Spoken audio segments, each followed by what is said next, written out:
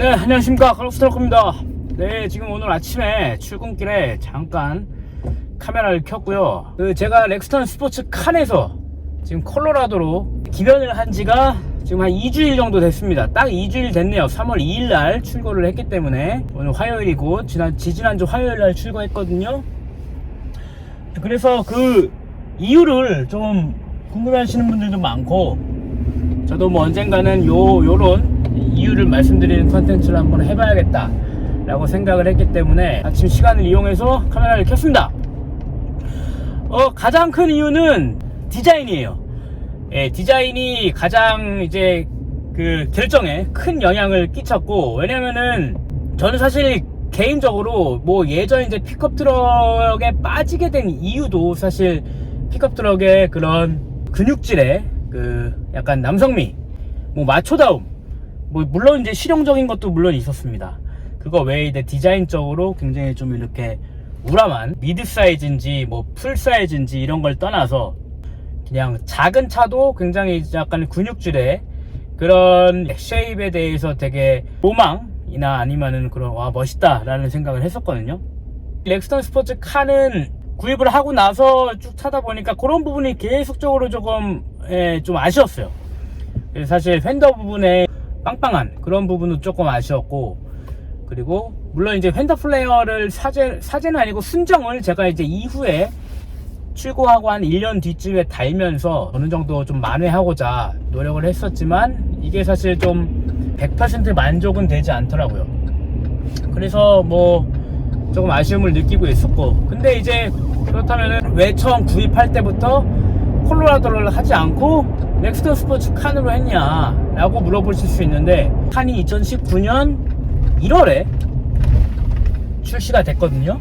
제가 칸을 구입했을 때는 콜로라도가 나오기 전이었습니다. 콜로라도는 2019년 7월에 나왔고, 저는 이제 칸은 2019년 3월에 그 출고를 했거든요. 그래서 조금 뭐 사실 그때만 해도 이제 콜로라도가 확실히 나온다 만다 이런 얘기가 없었고, 확실히 나온다는 것만 있었으면 제가 좀 한 4개월 정도 기다렸을 텐데, 그리고 언제 나올지만 알았어도 조금 기다렸을 텐데, 뭐 그렇게 이제 확정적인 이야기가 없었기 때문에 일단 칸으로 구입을 했었는데 바로 4개월 뒤에 이제 나오더라고요.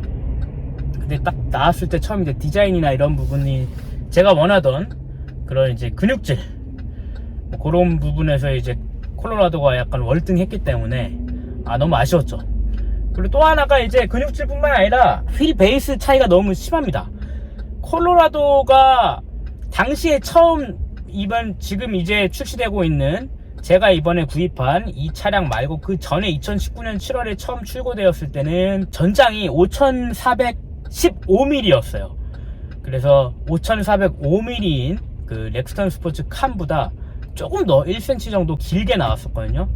근데 지금 이 모델은 5395mm로 오히려 1cm가 짧게 출시가 되었습니다. 뭐 약간 차이가 있었는지 어쨌든 그렇게 비슷하게 5.4m 조금 넘는 그런 차량들에서 휠 베이스 차이가 거의 한 5cm 정도 났어요. 한 50mm, 48mm 정도가 났었거든요. 그래서 그렇게 차이가 좀 많이 나는 걸 보고 이거 너무 칸은 너무 이게 좀 휠 베이스가 짧아 보이고 뒤에 엉덩이가 너무 툭 튀어나온 느낌이에요. 밸런스적으로 봤을 때.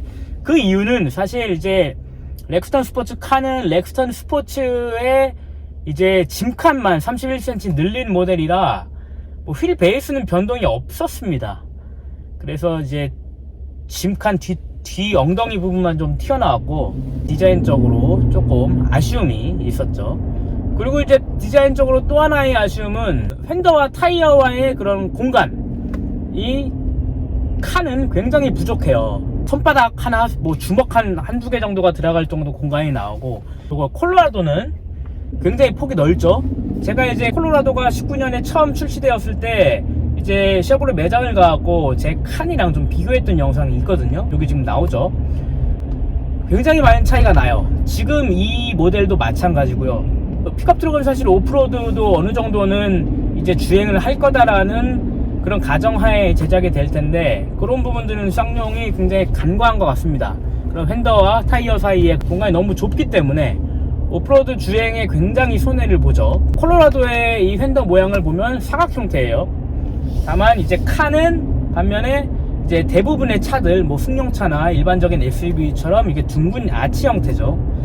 사실 이제 사각 형태라는 거는 이 휀더와 타이어와의 공간을 띄워놓기 위해서 그렇게 제작이 된 거고, 왜냐면은 이제 이 아치 형태가 타이어와 휀더가 공간이 넓어지면은 굉장히 좀 깡퉁해 보이는 모습이 있거든요. 반면에 이제 사각 형태로 제작이 들어가면은 윗부분은 넓게 공간이 확보가 되지만 이 사이드, 양 사이드 부분은 그렇게 넓게 벌어지지가 않으면서 좀 안정적인, 조금 더 안정적인 모습을 디자인할 수 있기 때문에 그렇게 설계를 하는 거고요. 뭐 대부분의 이제 오프로드에 특화된 차량은 이제 약간 사각 형태, 휀더가 사각 형태임을 확인하실 수 있습니다. 반면에 좀 아이러니하게도 이제 포드, 이번에 나온다는 포드 랩터 같은 경우는 또 아치 형태더라고요. 뭔가 이제 뭐 장단점이 있기 때문에 그런 차이를 두는 것 같은데, 어쨌든 쉐보레 콜로라도는 이런 사각 형태를 취하고 있습니다. 그런 부분이 굉장히 저는 또 마음에 들었고요.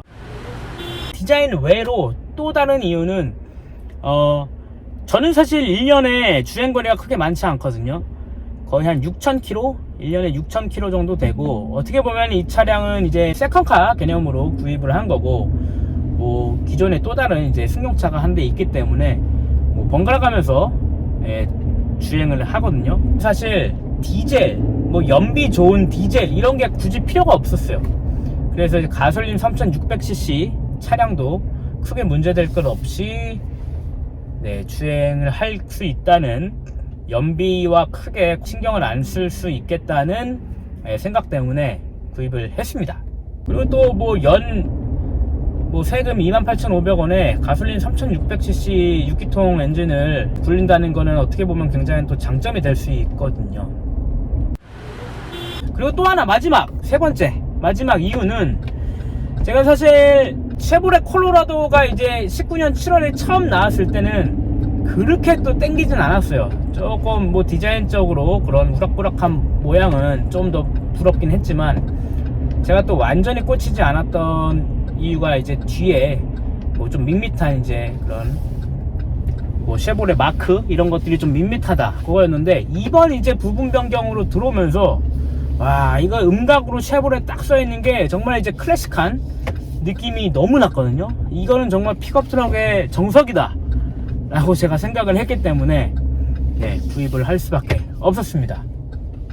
어쨌든 이런 식으로 제가 픽업 트럭을 기변을 하게 된 이유를 말씀드렸고, 이상 까르프 트럭이었습니다. 감사합니다.